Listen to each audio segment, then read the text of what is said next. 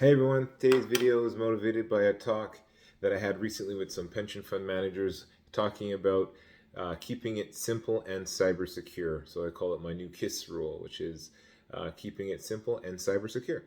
So before I get into it, let's click on the subscribe button to follow and hit that bell so that anytime we drop a video, you will be aware. And that will allow you to stay aware of any cyber threats, issues that may be affecting your environment, or just tech tips that you should know.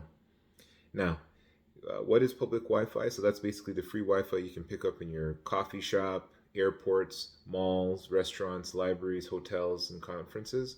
And it's basically any network that they say is free to use or free to access. Essentially, it's a big deal when you access these environments because hackers also are aware of these locations and tend to put booby traps, honey pots in place so that they can essentially leverage, basically breach your security and leverage your information for their own nefarious means or bad uses. Now, the good point about it is it's there. It is not hopeless. There are ways to protect yourself. One of those ways that I'm going to talk about with you a little bit more today is using something called a VPN. One of the reasons why I'm doing this video is because I was a bit surprised on the amount of people that I was speaking to that operated at a very high level in the financial services space, but they still weren't really aware of like how a VPN could protect them from those networks. And I think it's because you don't really correlate VPN when you're at home to VPN when you're in a coffee shop sometimes or in an airport. And so what I'll say is a VPN stands for virtual private network, and what it does is hide your information. So when you're on your public Wi-Fi, your coffee shop Wi-Fi, your mall Wi-Fi, that information is encrypted and protected. So nefarious actors like hackers cannot necessarily come in and trap that information and make sure that that information is between you and whoever you're intending to share it with. Now, let's say you're using VPN today. Drace already got that. I'm good.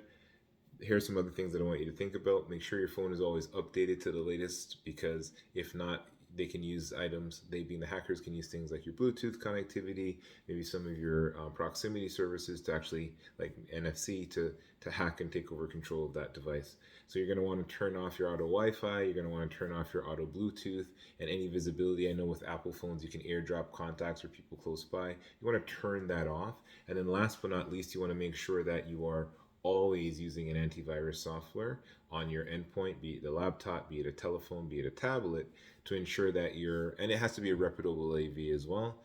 So something that is regularly updated with zero-day threats and vulnerabilities. This is important so that you're always making sure that your systems are not vulnerable to exploit from the internet. And that's it. That's just a quick note for y'all today to ensure that you stay safe. Again, I made the video based on a talk that I recently had where I was a bit surprised at the amount of people that didn't use VPN regularly. So I'll say, please ensure that you have a reputable VPN in use. And I'll do another video maybe about how to determine what's a reputable VPN and some other items that you can do with your systems to ensure that you're secure. That won't cost you a lot, but could definitely save you a lot if you ever get breached. Remember to subscribe and like, add me to your LinkedIn and or add our channel. Get secure, get Opos, and have a great day.